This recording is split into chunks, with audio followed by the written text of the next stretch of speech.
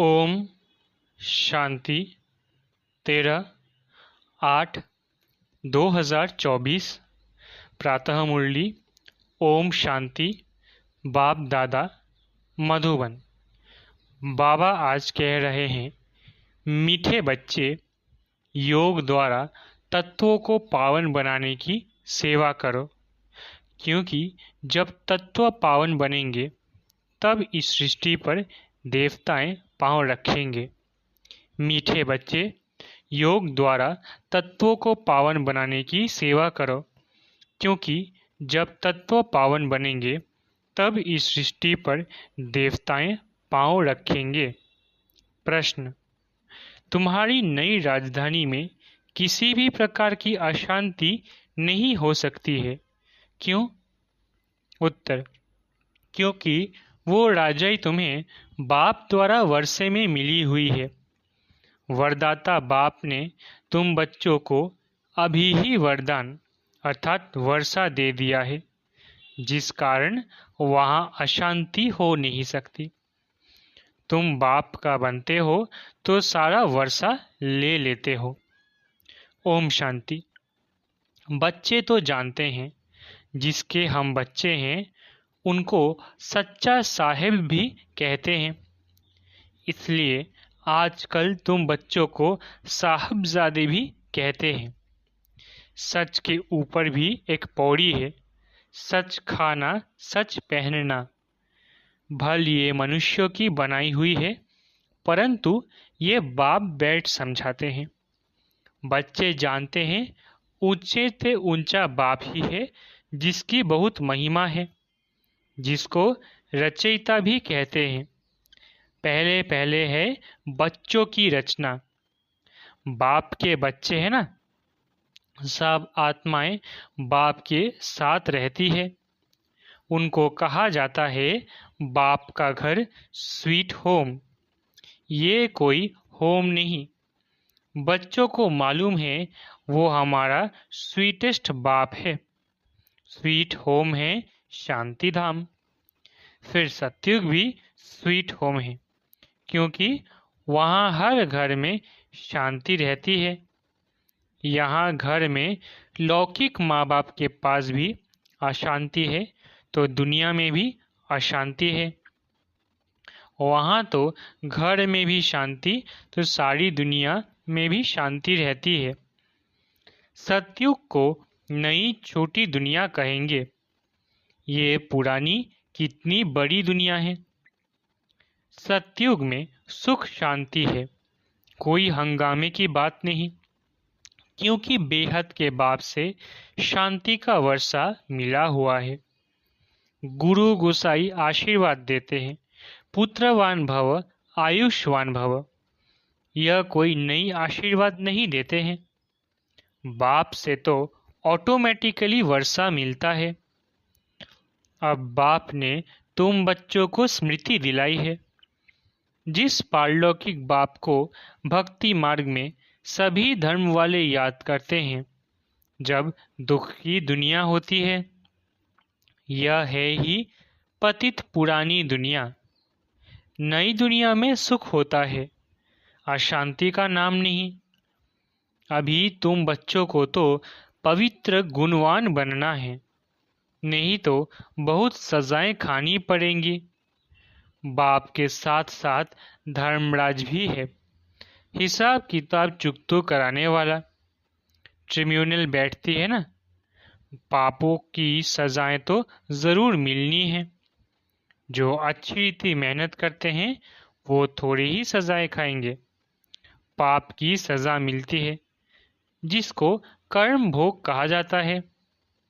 ये तो रावण का पराया राज्य है, इसमें अपार दुख है। राम राज्य में अपार सुख होते हैं। तुम समझाते तो बहुत हो, फिर कोई झट समझ जाते और कोई देर से समझते हैं। कम समझते हैं तो समझो इसने भक्ति देरी से की है। जिसने शुरू से भक्ति की है वो ज्ञान को भी जल्दी समझ लेंगे, क्योंकि उनको आगे नंबर में जाना है। तुम जानते हो हम आत्माएं स्वीट होम से यहाँ आई है।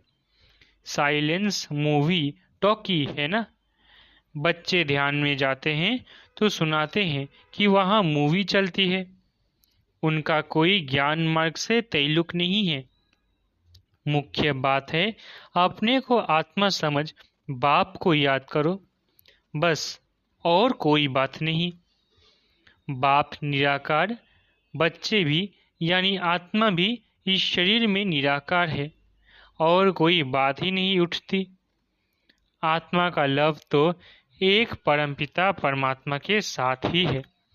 शरीर तो सब पतित है, तो पतित शरीर से लव हो न सके। आत्मा भल पावन बन जाती है, परंतु शरीर तो पतित है। पतित दुनिया में शरीर पावन बनता ही नहीं। आत्मा को तो पावन यहाँ बनना है, तब इन पुराने शरीरों का विनाश होगा। आत्मा तो अविनाशी है। आत्मा का काम है बेहद के बाप को याद कर पावन बनना। आत्मा पवित्र है तो शरीर भी पवित्र चाहिए, वो मिलेगी नई दुनिया में। आत्मा भल पावन बन जाए। आत्मा को एक परमपिता परमात्मा के साथ ही योग लगाना है। बस इस पतित शरीर को तो टच भी नहीं करना है। ये आत्माओं से बाप बात करते हैं। समझने की बात है ना। सतयुग से लेकर कलयुग तक शरीरों के साथ लटके हो। भल वहाँ आत्मा और शरीर दोनों पवित्र है। वहाँ विकार में जाते नहीं, जिससे शरीर या आत्मा विकारी बने। वल्लभाचारी भी होते हैं, टच करने नहीं देते हैं। तुम जानते हो उन्हों की आत्मा कोई निर्विकारी पवित्र नहीं होती। वो एक वल्लभाचारी पंथ है जो अपने को ऊंच कुल वाले समझते हैं। शरीर को भी टच करने नहीं देते हैं। ये नहीं समझते कि हम विकारी अपवित्र है। शरीर तो भ्रष्टाचार से पैदा हुआ है। ये बातें बाप आकर समझाते हैं। आत्मा पावन बन जाती है तो फिर शरीर भी बदली करना पड़े। पावन शरीर तो तब बने जब 5 तत्व भी पावन बन जाए। सतयुग में तत्व भी पवित्र होते हैं, तब शरीर भी पवित्र बनते हैं। देवताएं पतित शरीर में पतित धरनी पर पैर नहीं रखते हैं। उनकी आत्मा और शरीर दोनों पवित्र पावन होते हैं, इसलिए वो सतयुग में ही पैर धरते हैं। ये है पतित दुनिया। आत्मा पारलौकिक बाप परमात्मा को याद करती है। एक है शारीरिक बाप, एक है अशरीरी बाप। अशरीरी बाप को याद करते हैं क्योंकि उनसे ऐसा सुख का वर्षा जरूर मिला है, तो याद करने बिगड़ रह नहीं सकते हैं। भल इस समय तमो प्रधान बने हैं तो भी उस बाप को जरूर याद करते हैं, परंतु ये फिर उल्टी शिक्षा मिलती है कि ईश्वर सर्वव्यापी है। फिर इस बात में भी मूंझ पड़ते हैं कि मनुष्य मनुष्य ही बनता है। ये सब भूले बाप आकर समझाते हैं। बाप एक ही मन मना भव का मंत्र देते हैं, उनका भी अर्थ चाहिए। अपने को आत्मा समझ बाप को याद करो, बस यही धुन लगी रहे जिससे तुम पावन बन सकेंगे। देवताएं पवित्र है, अब बाप आकर फिर से ऐसा पवित्र बनाते हैं। सामने एम ऑब्जेक्ट रख देते हैं। जो भूत मूर्ति बनाने वाले होते हैं, मनुष्य की सूरत देख झट उनका भूत बना देते हैं, जैसे कि वो जीता जागता सामने बैठा है। वो तो जड़ भूत हो जाते हैं। यहाँ बाप तुमको कहते हैं तुमको ऐसा चैतन्य लक्ष्मी नारायण बनना है। कैसे बनेंगे? मनुष्य से देवता तुम इस पढ़ाई और प्यूरिटी से बनेंगे। ये स्कूल है ही मनुष्य से देवता बनने का। वह जो बूत आदि बनाते हैं उसको आर्ट कहा जाता है। हूबहू वही शक्ल आदि बनाते हैं। इसमें हूबहू की बात ही नहीं। ये तो जड़ चित्र है। वहां तो तुम नेचुरल चैतन्य बनेंगे ना। 5 तत्वों का चैतन्य शरीर बनाते हैं। वहां 5 तत्वों का चैतन्य शरीर होगा। ये तो जड़ चित्र मनुष्यों का बनाया हुआ है। हूबहू तो हो न सके क्योंकि देवताओं का फोटो तो निकल न सके। ध्यान में भल साक्षात्कार करते हैं परंतु फोटो निकल न सके। कहेंगे हमने ऐसा दीदार किया है। चित्र तो न खुद न कोई और बना सके। खुद ऐसा तब बनेंगे जब बाप से नॉलेज लेकर पूरी करेंगे। तब हूबहू कल्प पहले मिसल बनेंगे। ये कैसा कुदरती वंडरफुल ड्रामा है। बाप बैठ ये कुदरती बातें समझाते हैं। मनुष्यों को तो ये बातें ख्याल में भी नहीं रहती है। उन्हों के आगे जाकर माथा टेकते हैं। समझते हैं ये राज्य करके गए, परंतु कब ये पता नहीं है। फिर कब आएंगे वह क्या करेंगे कुछ पता नहीं। तुम जानते हो सूर्यवंशी चंद्रवंशी जो होकर गए हैं वो हूबहू फिर से जरूर बनेंगे इस नॉलेज से। वंडर है ना। तो अब बाप समझाते हैं ऐसा पुरुषार्थ करने से तो तुम देवता बन जाएंगे। एक्टिविटी वही चलेगी जो सत्य त्रेता में चली है। कितना वंडरफुल ज्ञान है। ये बुद्धि में ठहरे भी तब जब दिल की सफाई हो। सबकी बुद्धि में ये बातें ठहर न सके। मेहनत चाहिए। मेहनत बिगर कोई फल थोड़ी ही मिल सकता है। बाप तो पुरुषार्थ कराते रहते हैं। भल ड्रामा अनुसार ही होता है परंतु पुरुषार्थ तो करना होता है। ऐसे थोड़ी ही बैठ जाएंगे। ड्रामा में होगा तो हमसे पुरुषार्थ चलेगा। ऐसे भी जंगली ख्यालात वाले बहुत होते हैं। हमारी तकदीर में होगा तो पुरुषार्थ जरूर चलेगा। अरे पुरुषार्थ तो तुमको करना है। पुरुषार्थ और प्रारब्ध होती है। मनुष्य पूछते हैं पुरुषार्थ बड़ा या प्रारब्ध बड़ी। अब बड़ी तो प्रारब्ध होती है परंतु पुरुषार्थ को बड़ा रखा जाता है जिससे प्रारब्ध बनती है। हर एक मनुष्य मात्र को पुरुषार्थ से ही सब कुछ मिलता है।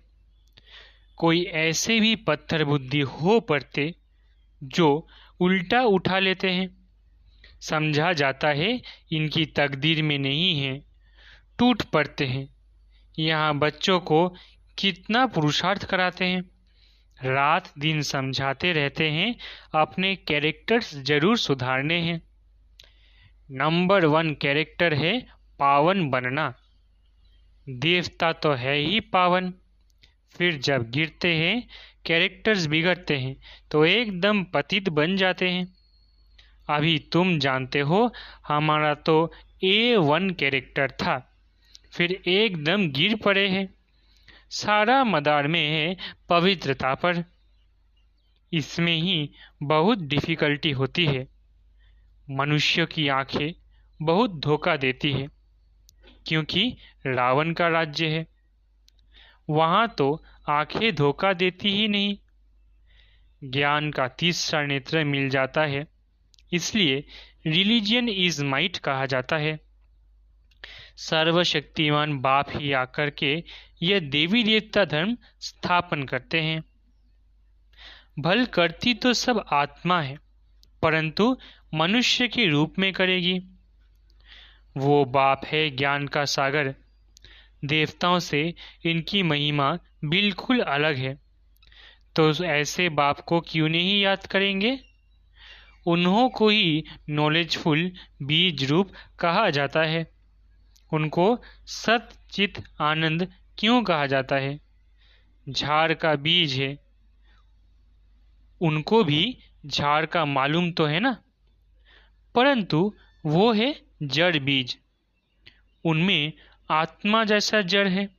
मनुष्य में है चैतन्य आत्मा। चैतन्य आत्मा को ज्ञान का सागर भी कहा जाता है। झाड़ छोटे से बड़े होते हैं तो जरूर आत्मा है, परंतु बोल नहीं सकती। परमात्मा की महिमा कितनी है, ज्ञान का सागर आदि आदि। ये महिमा आत्मा की नहीं, परम आत्मा माना परमात्मा की गाई जाती है। फिर उनको ईश्वर आदि कहते हैं। असुल नाम है परम पिता परमात्मा। परम अर्थात सुप्रीम। महिमा भी बड़ी भारी करते हैं।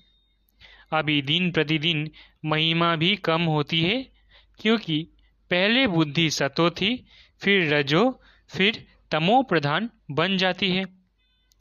ये सब बातें बाप आकर समझाते हैं। मैं हर 5,000 वर्ष बाद आकर पुरानी दुनिया को नई दुनिया बनाता हूँ। गायन भी है ना, सत्युग आदि है भी सत, हो से भी सत। कोई पौड़ी अच्छी बनाई हुई है, क्योंकि वो तो फिर भी इतने पतित नहीं है। पीछे आने वाले इतने पतित नहीं होते हैं। भारतवासी ही बहुत सत्व प्रधान थे, वही फिर बहुत जन्मों के अंत में तमो प्रधान बने हैं। और धर्म स्थापकों के लिए तो ऐसे नहीं कहेंगे। वो ना इतना सत्व प्रधान बनते, ना इतना तमो प्रधान बनना है। न बहुत सुख देखा है, न बहुत दुख देखेंगे। सबसे जास्ती तमो प्रधानता बुद्धि किसकी बनती है? जो पहले पहले देवता थे, वही सब धर्मों से जास्ती गिरे हैं। भल भारत की महिमा करते हैं, क्योंकि बहुत पुराना है। विचार किया जाए तो इस समय भारत बहुत गिरा हुआ है।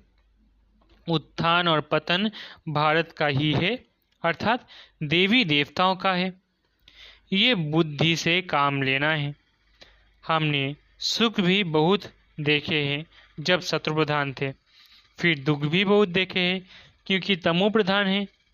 मुख्य है ही 4 धर्म, डीटिज्म, इस्लामिज्म, बुद्धिज्म और क्रिश्चियनिज्म।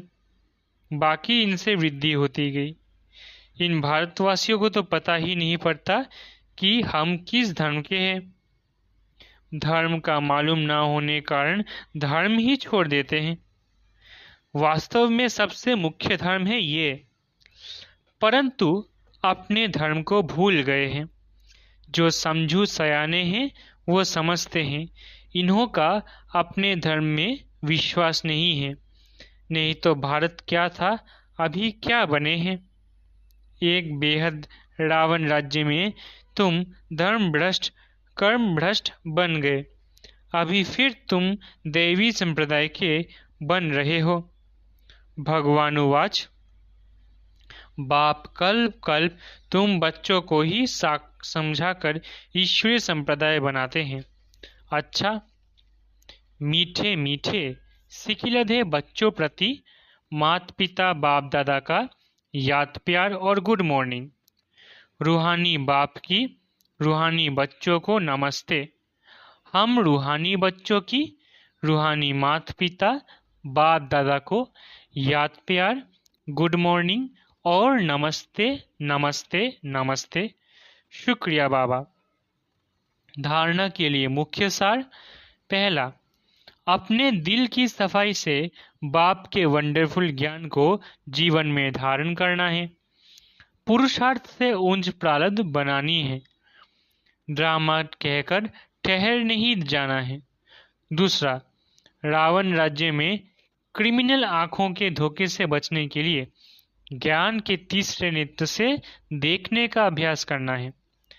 पवित्रता जो नंबर 1 कैरेक्टर है उसे ही धारण करना है। वरदान, ब्राह्मण जन्म की जन्म पत्री को जान, सदा खुशी में रहने वाले श्रेष्ठ भाग्यवान भव। ब्राह्मण जन्म की जन्म पत्री को जान, सदा खुशी में रहने वाले श्रेष्ठ भाग्यवान भव। ब्राह्मण जीवन नया जीवन है। ब्राह्मण आदि में देवी देवता है और अभी बीके है। ब्राह्मणों की जन्म पत्री में तीनों ही काल अच्छे से अच्छा है। जो हुआ है वो भी अच्छा, और जो हो रहा है वो और अच्छा, और जो होने वाला है वो बहुत बहुत अच्छा। ब्राह्मण जीवन की जन्म पत्री सदा ही अच्छी है, गारंटी है। तो सदा इसी खुशी में रहो कि स्वयं भाग्य विधाता बाप ने भाग्य की श्रेष्ठ रेखा खींच दी, अपना बना लिया। स्लोगन, एक स्थिति का अनुभव करना है तो एक बाप से सर्व संबंधों का रस लो। स्लोगन, एक स्थिति का अनुभव करना है तो एक बाप से सर्व संबंधों का रस लो। अच्छा, ओम शांति। शुक्रिया बाबा।